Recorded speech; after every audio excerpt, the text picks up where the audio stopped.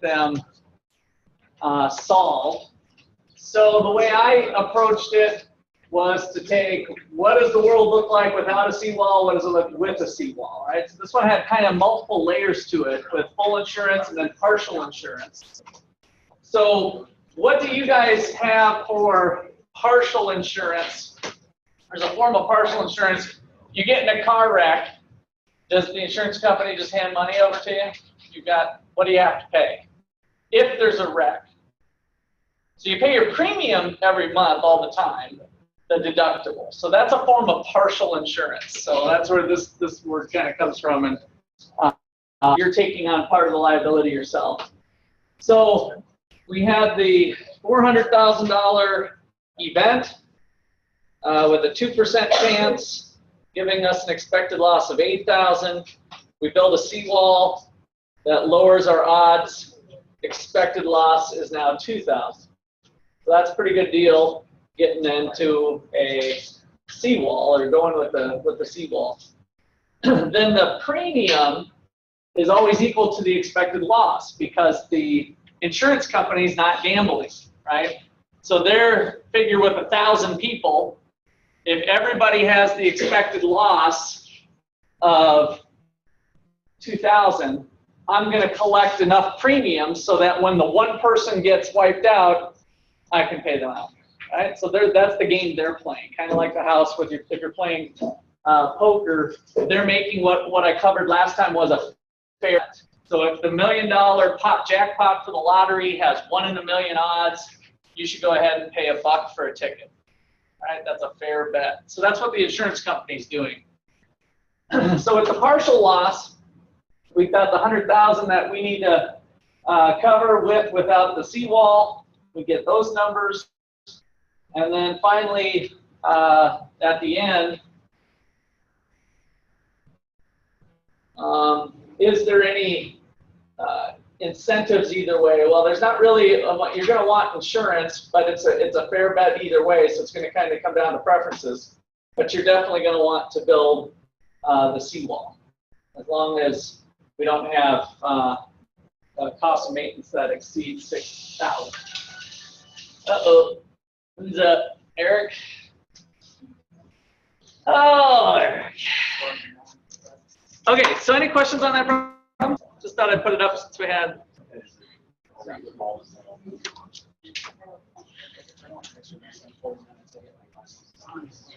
All right, so most of you had that stuff down. A couple of you missed maybe a couple of the points there, but that was our insurance problem. All right, so we're going to wrap up between today and Friday the chapter 12 on financial crises. So that's where we're at, and you're going to have your next section test and homework for the weekend. So today we're going to talk a little bit about hedge funds and pick up where we left off last time, because this is kind of a confusing topic with how these credit defaults work.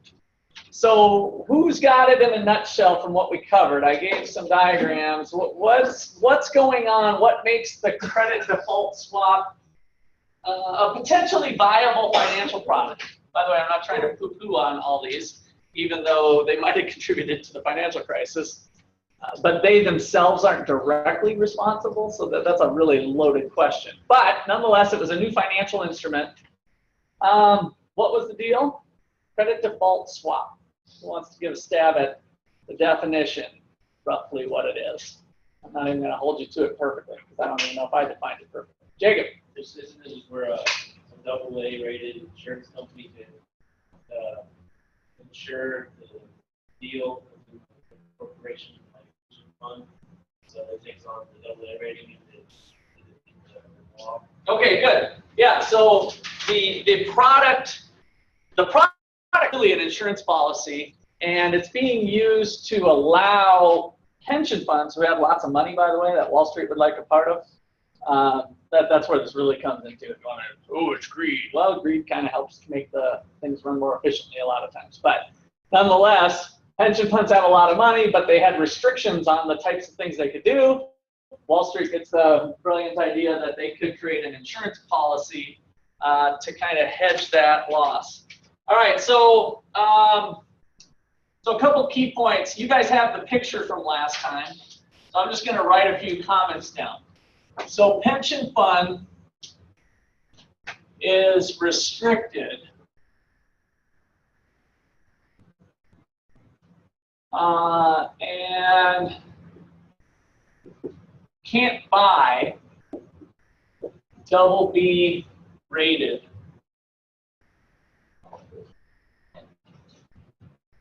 assets due to regulation.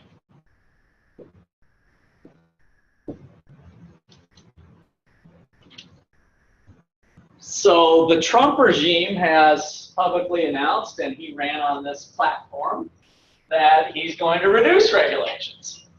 I don't think he's got too many financial regulations really in the pipeline early on, but you know, one way to do this is say, oh, well, that's kind of stupid that the pension fund has that regulation. Aren't they big boys and girls that can make their own decisions?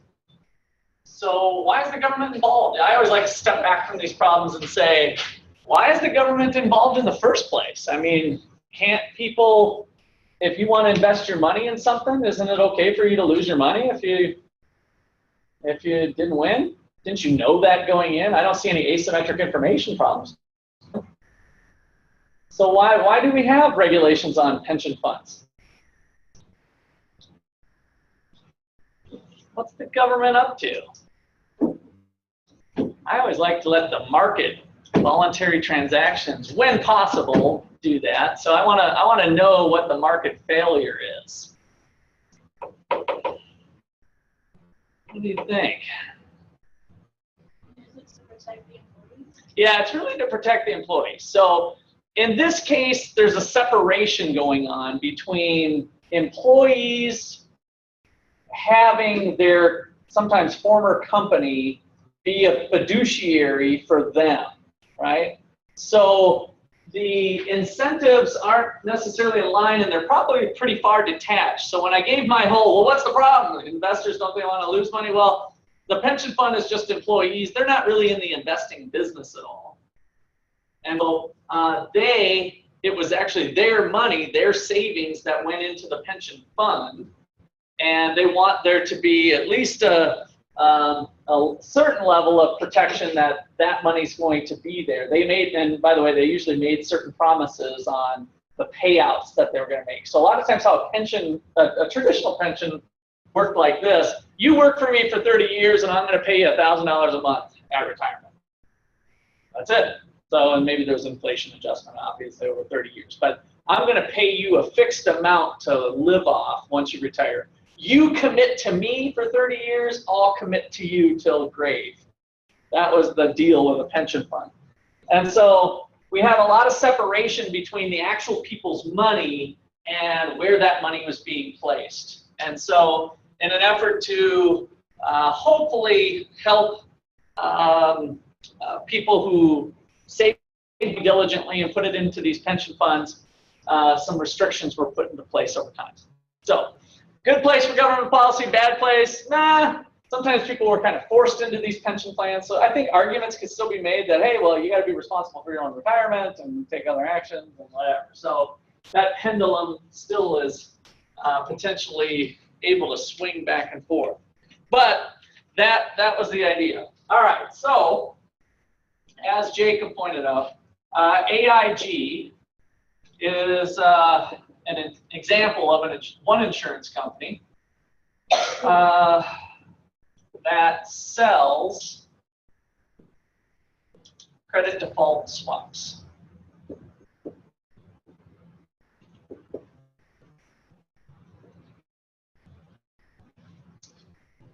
And AIG is AA rated. And then I'm not going to go through the flows again. We did that last time with how the flows would work. But the moral of the story was the pension fund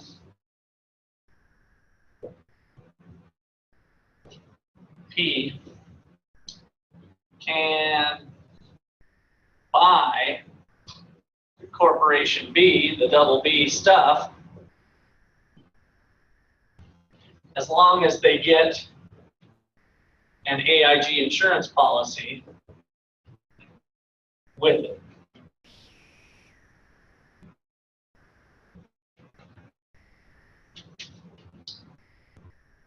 And now the government's happy because they effectively say that this is, the pension fund is within the regulations since AIG and they're rated at AA.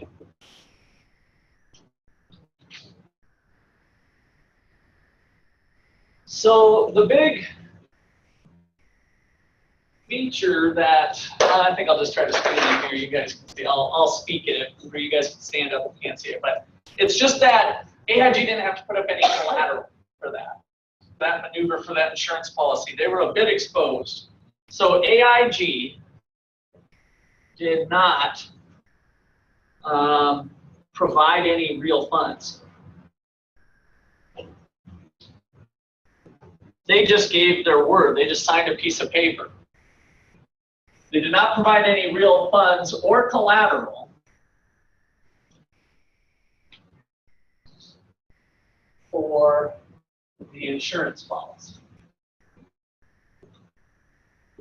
It was just a promise.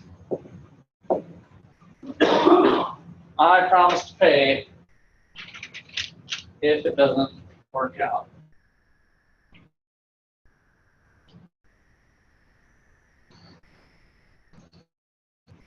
Okay, so what do you guys know about hedge funds? Anything? I didn't know if you had a little bit in other classes. I'm not asking you to assume that you know anything, but I'm just kind of purely curious. Did anybody study hedge funds in the past? You did a little bit, Joe? What was it? What class? Oh, okay. And so how much detail did you get in? What do you remember about it? I said I wasn't going to press you on that. Smaller number of investors. Yeah. It's like a mutual fund, but then they have like more money to invest. Right. So, yeah, that's the big difference. So the hedge limited, I believe it's 99 investors still. I don't know if that policy changed, but about 99 owners can be involved in a hedge fund. And so the hedge fund buys financial assets and other things. They can get involved in real estate. There's actually a lot of latitude. And the reason they keep it small is that the hedge fund doesn't need to do financial disclosures like the other Wall Street companies, AIG, and so they don't have the same level of scrutiny because each person that owns the hedge fund, they're usually really fat cats with deep pockets, and the government looks at them and says, I'm not going to monitor this because you're a big boy or girl. If you get involved with this hedge fund, you might lose your money. In other words, you're a sophisticated enough investor that I'm not going to spend government tax dollars watching you. So pretty much go for it and do what you want to do. So that's how a hedge fund is set up. So they got a lot of latitude. There's been lots of interesting stories on some hedge funds that have done really, really well at times. We mentioned the Big Short, I think, was kind of a hedge fund setup, if I remember right. That guy was involved in a hedge fund that made the bet.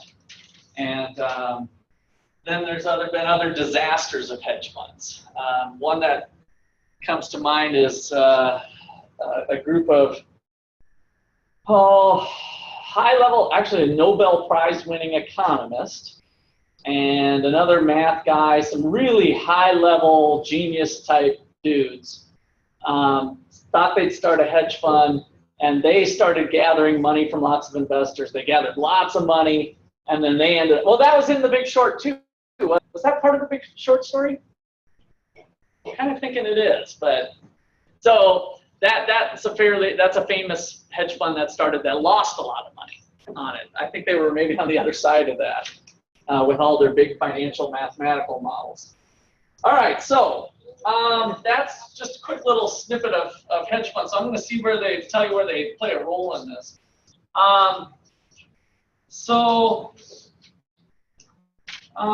Hedge fund.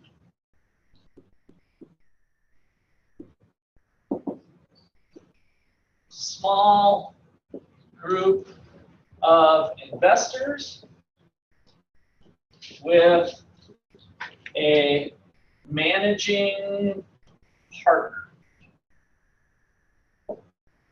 The managing partner is the one that makes the active trades day to day.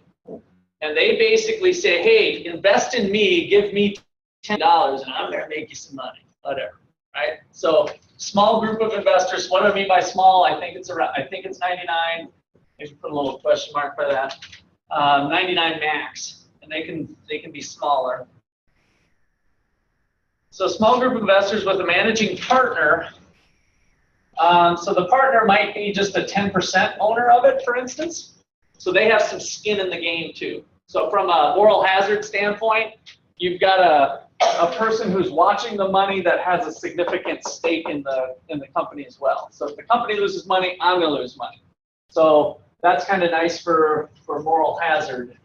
Lowers moral hazard by having the partner with some skin in the game, is the word the bankers use, that they want some skin in the game.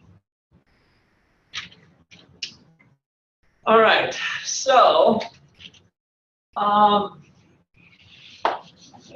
a little picture that'll kind of rehash what we did last time. It's going to be slightly different.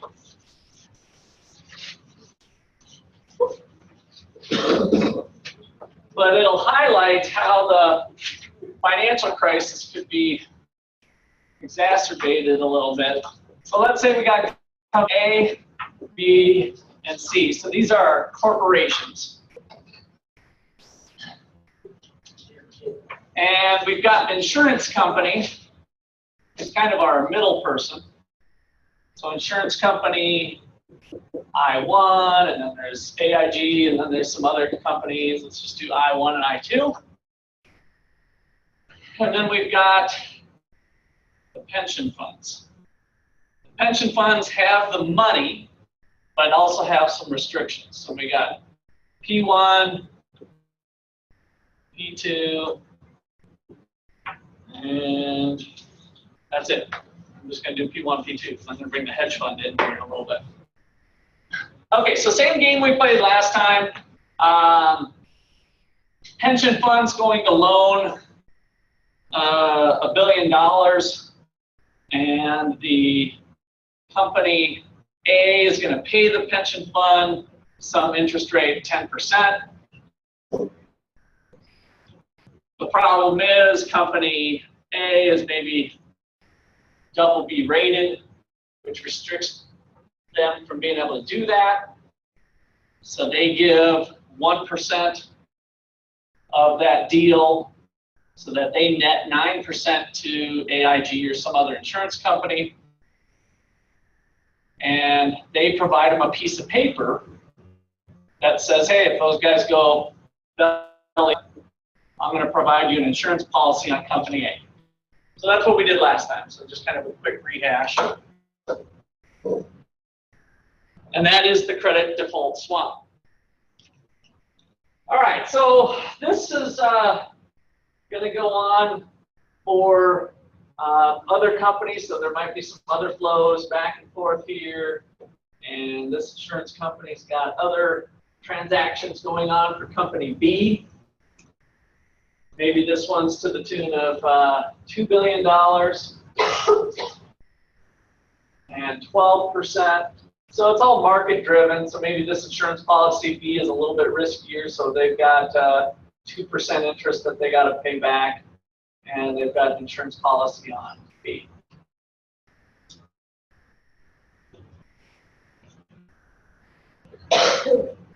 All right, so now hedge fund, Big Short, steps into the picture and says, I think company B is going to fail. I think company B is in trouble. And so I think we should buy one of these credit default swaps. So hedge fund 1,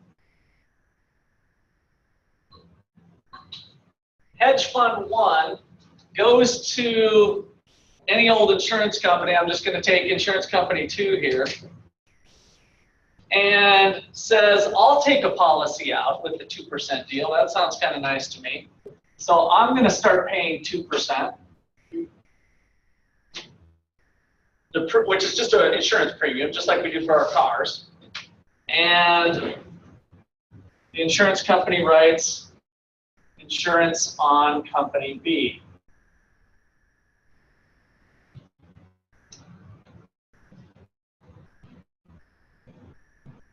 And maybe it's for $10 billion or something, I don't know, whatever. And they can actually pick the amount. They can say, well, what are we going to insure it for? Well, we think 10 billion sounds good. So what's going on with this picture now? And I want you to kind of really follow my flows. What's really going on with this type of transaction, bringing the hedge fund into it? It's kind of a little bit of a detraction from reality that's different than what went on with the first scenario we went with before I brought the hedge fund into it.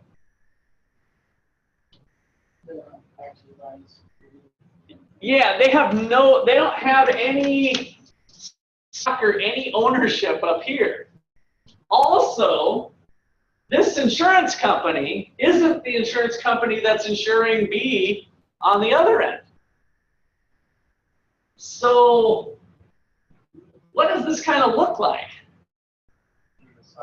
Yeah, kind of a side deal. It really is a side bet, kind of a side deal where, hey, I think this person's going to go under.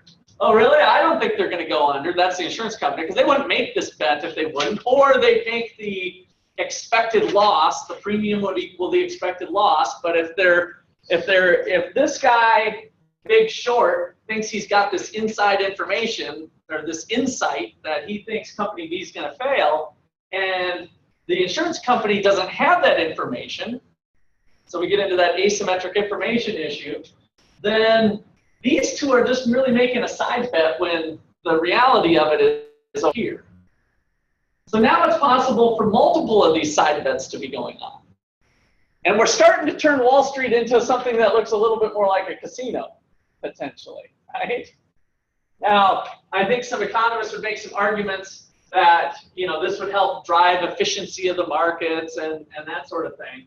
But it was this extra layer of complexity that drew a lot of criticism by people that we don't really have any other economic fundamentals that we're playing on, other than a hunch here and a hunch here that the failure is not going to happen. Okay, so question on that? Comments? So let me write a little of that out.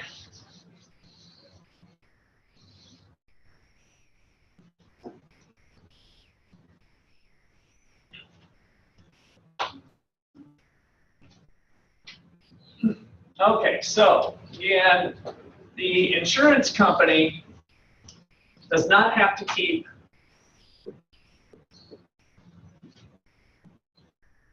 capital reserves.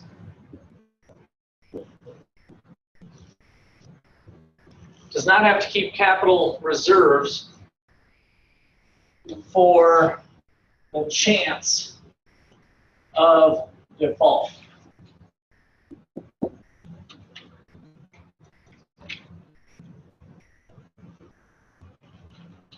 What are capital reserves in this context?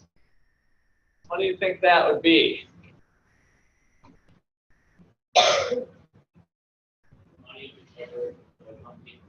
Yeah, just holding some money back. It could be other assets possibly too that were fairly liquid.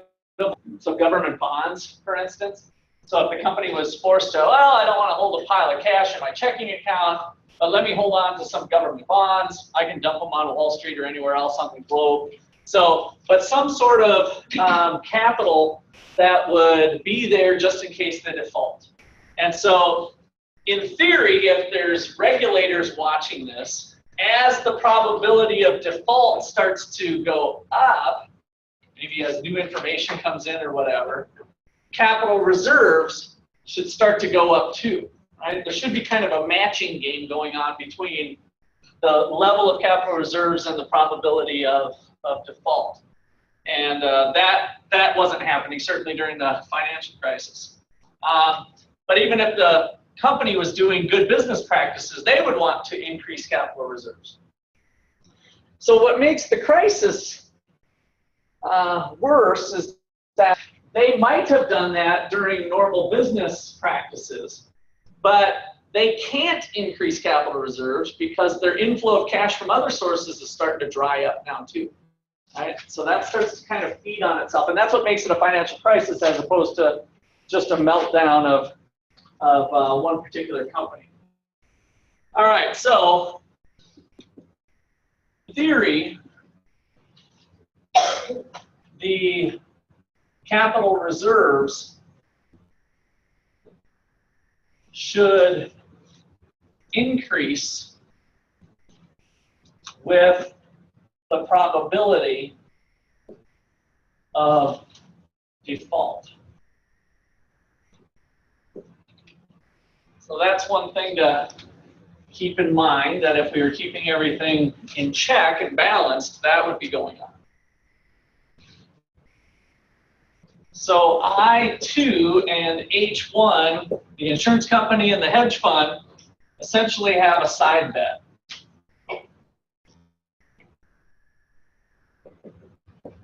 Because neither owns the parties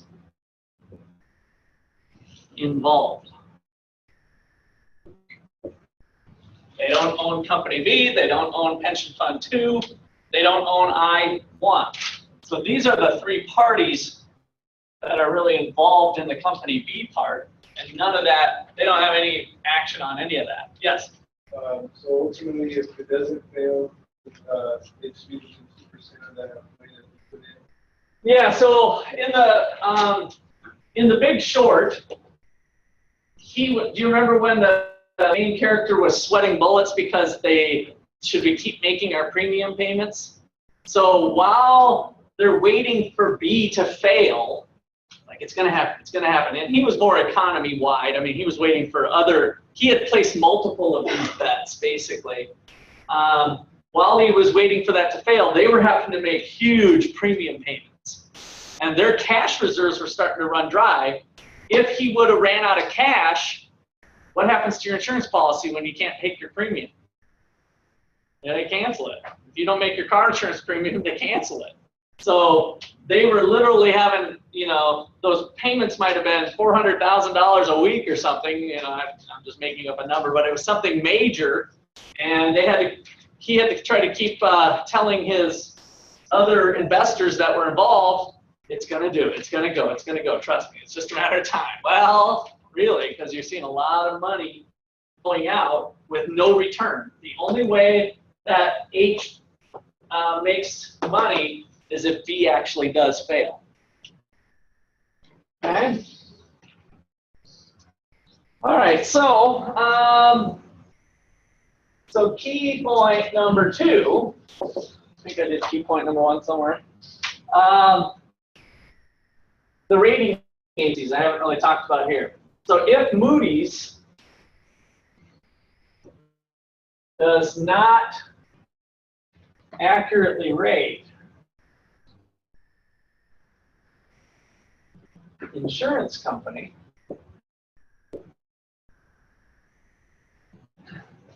then it can continue to leverage indefinitely or infinitely, because there was no capital reserves put up. But the rating agency should, if there gets to be enough of these contracts they should start to downgrade them, like, hey, this is getting too risky. But a lot of these contracts were so complicated that they really weren't doing their homework very well to make sure that they're rated well. All right. So, key point number 3 is when Moody's does downgrade,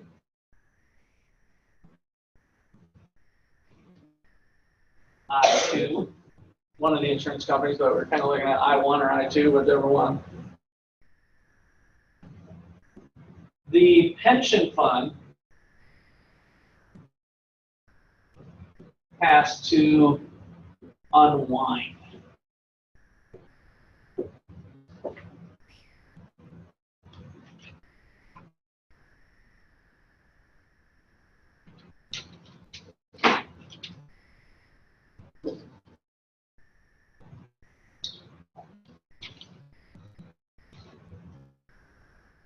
So it's possible that if this guy collapses, maybe this company did have enough to pay out for this time, but if the rating agency, let me get a new color, if Moody's looks at that, wow, you took a $10 billion hit, and it's not that they went belly up, they were able to pay the hedge fund the $10 billion hit, but that wiped out a lot of their capital, and now they're kind of out of whack, and they're looking a little more risky.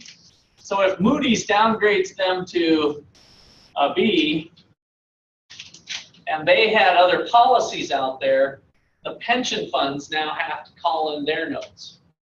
And so they might have to take a haircut on company A if they're rated now B because of the downgrade. So it all kind of starts to, the house of cards starts to fall in on itself. All right, questions or comments there?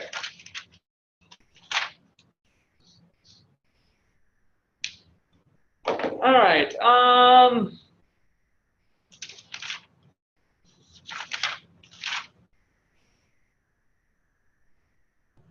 So I think I'm a little on the fence. Maybe I should let you guys decide. All right. So financial crisis video, which some of you have seen, but I never get tired of watching it, and I've seen it way more than all of you.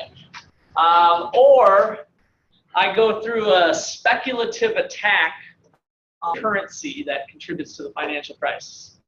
Speculative attack or the video? All right, so the video.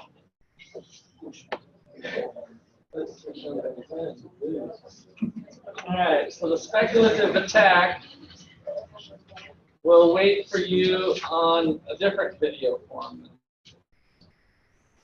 Let's see. See if I can find it with us. As we start to do more and more of these, layers of details, hopefully this financial crisis videos start to be, pieces of it start to make more and more sense too.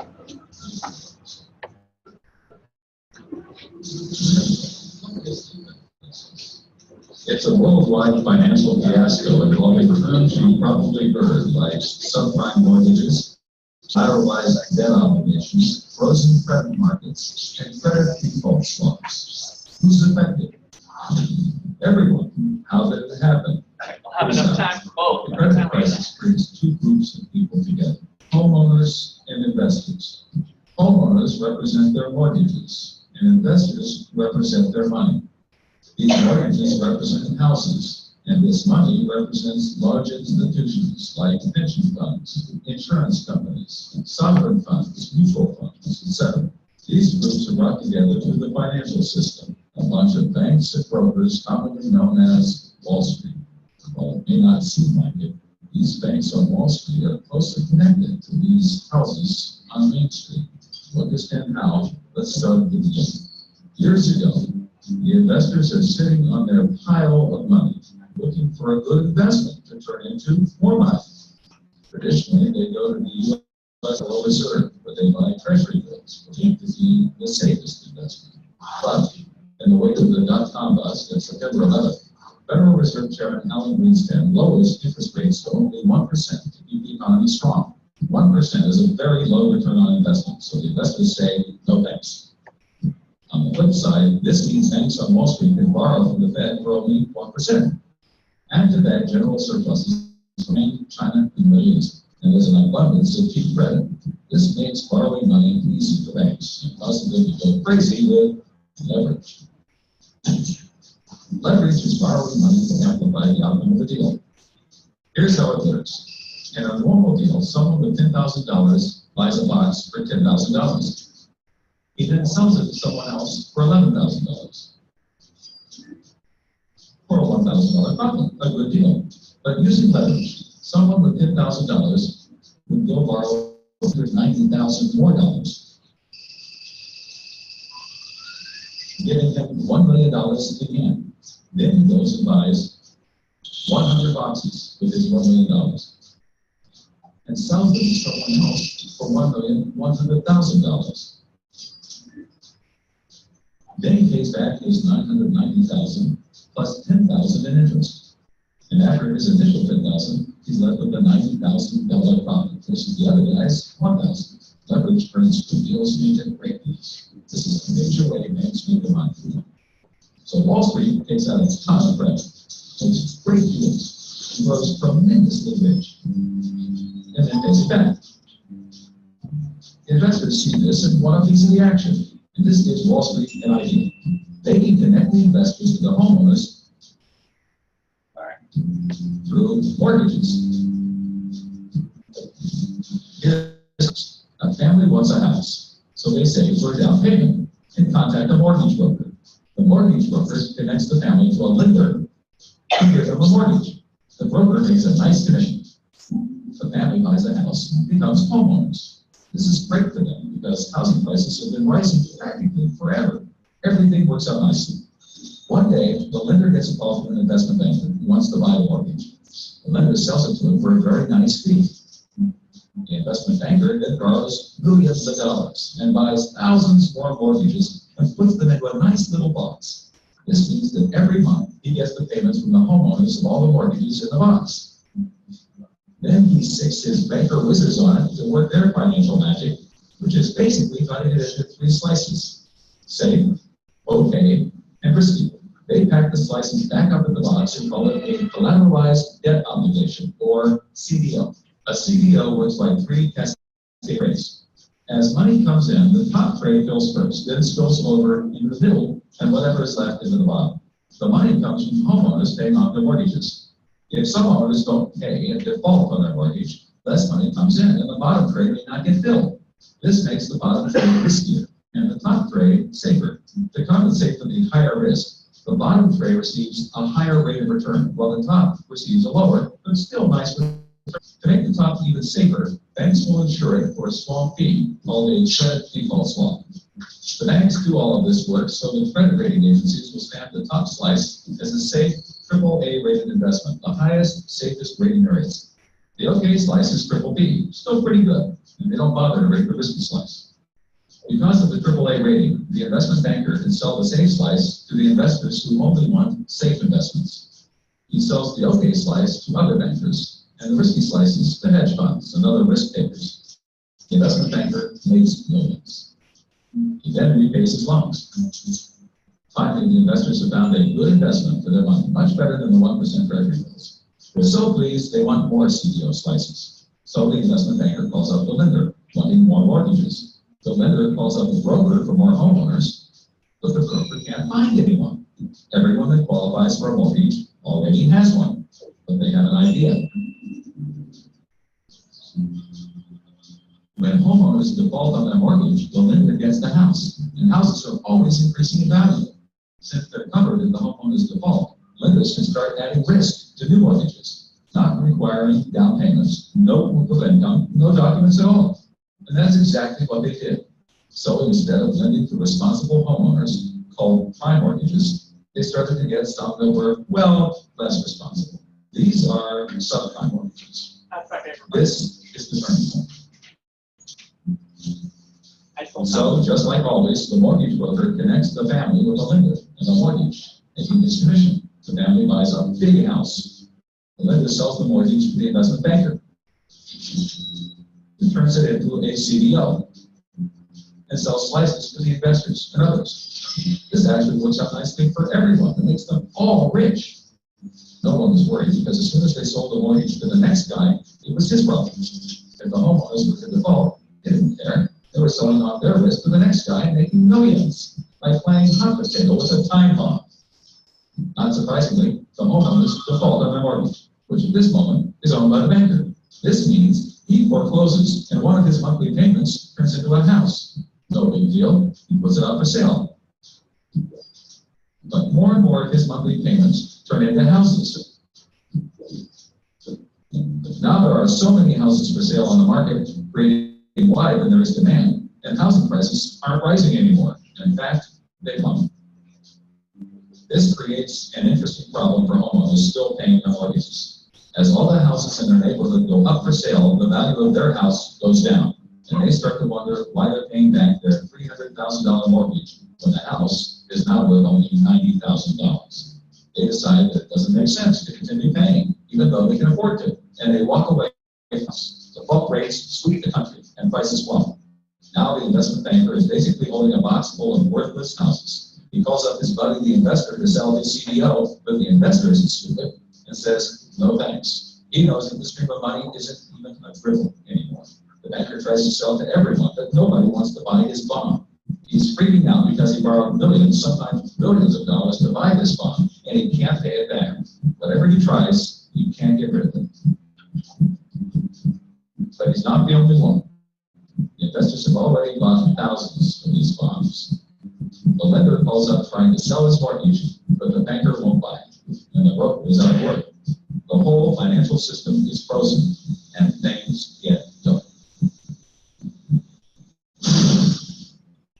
Everybody starts going bankrupt. But that's not all. The investor calls up the homeowner and tells him that his investments are worthless. And you can begin to see how the crisis flows in a cycle. Welcome to the crisis of credit.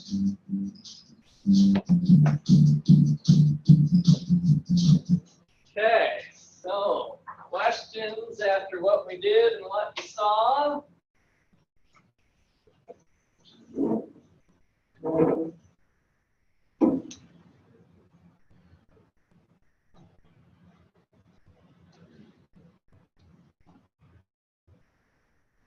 So where did the problem lie with the credit crisis?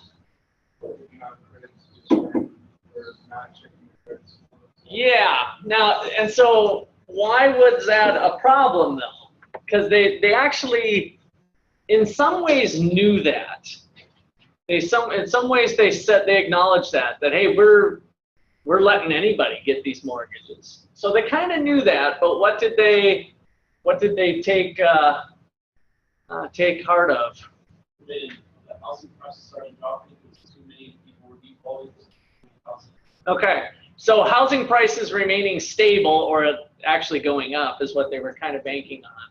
So I had kind of an interesting insight on that, and I think a lot of it comes down to,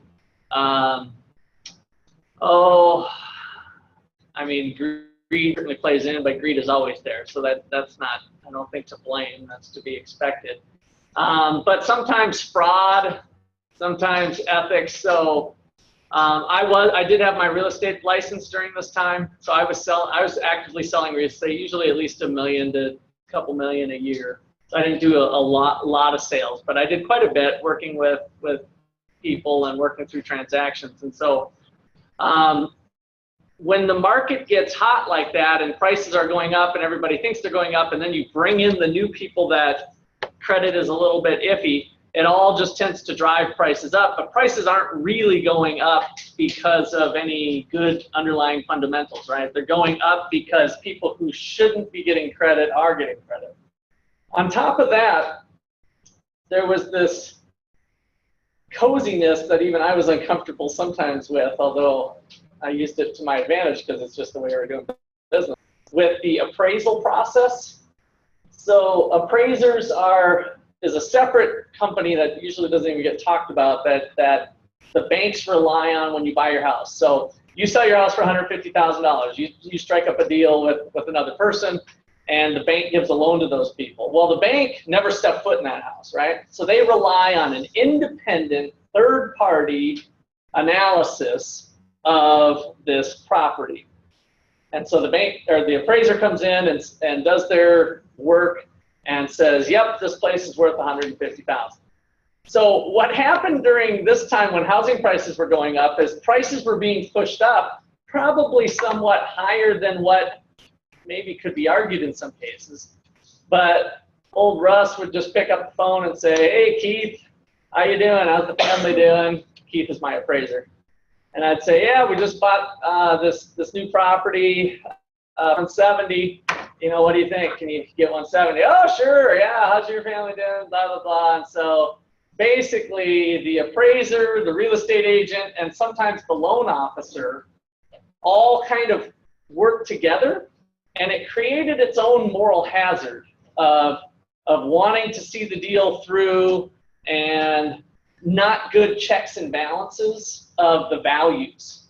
So the appraiser didn't want to offend the real estate agent didn't want to offend the loan officer wanted the people to get the loan, and so you got all these three parties.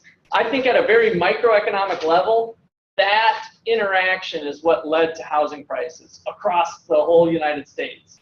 So I kind of attribute it to those three parties at a real root level, because the Wall Street people were looking at aggregate data. They didn't understand that dynamic that was going on that maybe created some housing prices going berserk. And I'm not shoving all the blame on that, because then we get into the government keeping interest rates low and lots of other parties. So there's lots of other things, but I thought that was a primary contributing factor. All right, that's it. Let's call it a day. I will send you an email with a fairly short video for Friday. And then you've got your homework stuff. Yeah. I'm going to be gone Friday, so Monday's fine because you'll be late with it anyway. Do we have class on Friday? No. Okay. So that's what I said. I'm going to send out a video for you guys to watch for Friday, and then I'll set in with the due dates and stuff too. But I'm going to be in. It's unfortunate, but I have to be in Miami. So, and it really sucks. It's going to be like 84 degrees, and so I have a conference. It's not for pleasure. I will not be having any fun whatsoever. Russ? All right, so Jake, what were you on your I got the 78. 78? So how come you missed earlier? You've been missing kind of a few classes. I missed Friday and Monday. I was sick all week. Oh, you were? I missed all my other. Yeah. So if you got a doctor's note for your sickness, then you can you won't have the 20% off, but otherwise you have 20%. Did you? Yeah, because I emailed that out too, right? You have the problems, Jake? I think I emailed this to the class, didn't I? Pretty sure I did, but I think I got extra ones here anyway.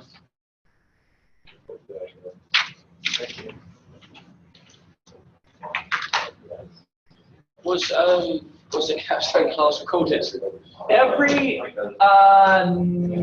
No, I did not end up recording. Is that right, Tyler? I didn't, did I? Because I ended up kind of talking and. Yeah, it's about that stuff. I was going to come see you about it, but you know, I had an ethics class that was changed to Tuesday, and it threw me off. And then I turned up to the class and it was cancelled, and I was like, oh, well, I'm done for today, and then just completely forgot. Well, our class is at 10. Yeah, I know. Okay.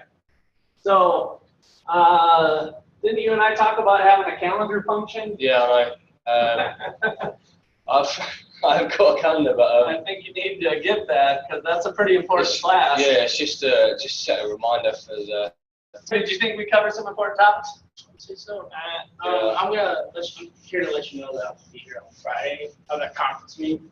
Okay. So, is there anything I need to do? You said you're saying a video. I'm sending out the video. We're not having class, so you're fine. You just watch the video on your own, and then the homework and test stuff is in the pipeline. So Okay, is that coming up this window? yeah, I might do the test. I haven't decided, but I had it planned. I might push the test a little bit, but potentially Sunday at the earliest. Let's just say. All right. What's your meet looking like?